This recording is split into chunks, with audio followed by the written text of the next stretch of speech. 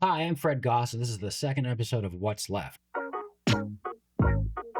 What's Left is a channel for people over 50, people looking to rediscover purpose, embrace change, and thrive in life's third act.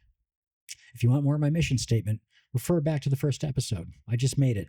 It's not hard to find, it's the only other one besides this one. I'm moving on because I don't have a lot of time left.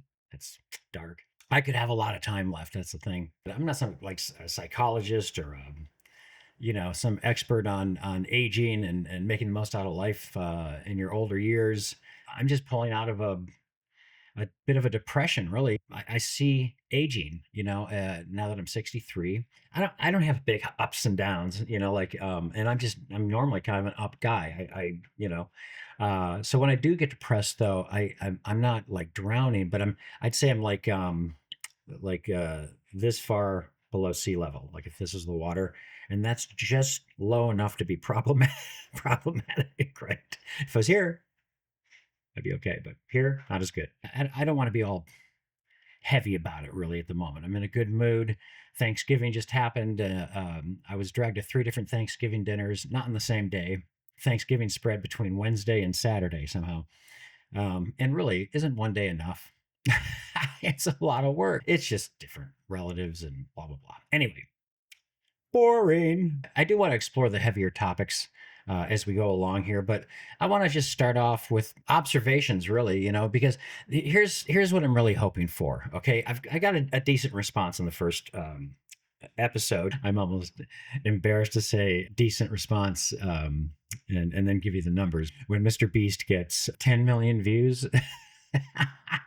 I was kind of excited that I got about 200 approximately, but I got a few likes and I got a few comments, and that's really what I'm looking for here. Is I need feedback from you guys. Okay, when I turned 16, I was kind of depressed. I found myself isolated. I have questions, and you guys can provide me with answers, and hopefully I can do the same. It's just kind of a conversation amongst friends. My experience as I've grown up and I've seen my aunts and my uncles and my mom and my dad. I noticed that they isolated. So it seems to me like maybe it's a thing of age. Like you just reach a certain point where you've placed your trust in enough people, and it's kind of like fool me once. It's the old George Bush quote. George W. Bush, fool me once, won't get fooled again. Which brings me, I, I destroyed his quote, which was an absolute shredding of a Who lyric. But that brings me to the topic for today: music and popular culture. Actually, it's so funny how I've got to be talking. If I want to just really have an enjoyable conversation about don't you love and blah blah blah, if I'm talking to anybody 40 and under at this point, which is crazy because 40 is not young, but many people 40 and under have no idea what I'm talking about. I mean, I might as well be speaking Arabic, assuming I'm not speaking to an Arab. You bring up old TV shows like All in the Family or Three's Company, Good Times, Dynamite. Nothing. I mean, I recently brought up Fonzie to somebody who's like in their early 30s. They're like, who? I'm like, Fonzie, the character, Henry Winkler. And they're like, you mean the acting teacher from Barry? I'm like, yeah, him. I'm going to need a moment to be sad now. I went through my record collection, which is in and of itself. See, the thing is, albums, they don't call them records anymore. Vinyl. if you're a hipster, a modern day hipster, vinyl, it's hip to have a vinyl collection. I've tried to pull these albums out at different times when younger folk, I'm such an old codger, are around, but and they're like, nope, sorry, I have no idea who you're talking about. What? This is this is one of the best albums of all time. All right, like this is a great Joe Cocker, fantastic. What this guy did with a really mediocre Beatles song. People who scream about Sergeant Pepper. Yeah, like it. I understand that it was of the moment for sure, but it's not. It's not one of their best albums. And a little help from my friends with Ringo singing is like, I'm okay with it. But this guy singing "Little Help from My Friends" is epic. I can't recommend it enough. This is a fantastic album. Joe Cocker, he's gone. He's gone. A lot of these guys are gone. You know who's not gone? Brian Wilson. He's still around. Have you ever listened to Pet Sounds?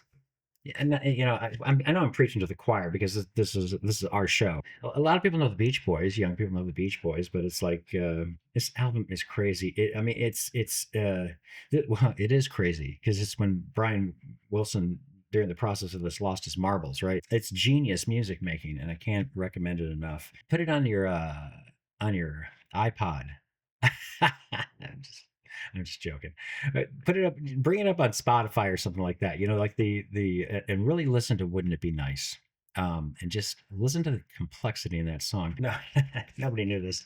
To be fair, even in high school, like you know, the girls in I went to school in Redondo Beach, California, about 40 minutes or so south of LA, and the guys were into Jethro Tull at the time. I graduated in 1979, and the girls would refer to them as Jethro Dull. Which is not fair. This is such a great album. Really great. The lead singer played the flute and wore tights. If you know, you know. You know, Mingus did some work with Joni Mitchell in the 70s that just, it's so good. And, you know, I was wearing a Jerry Garcia hoodie on the first episode, Cats Down Under the Stars, and a couple of people noticed that, which I did enjoy, and I didn't mean to do it again. This is actually Dead and Company.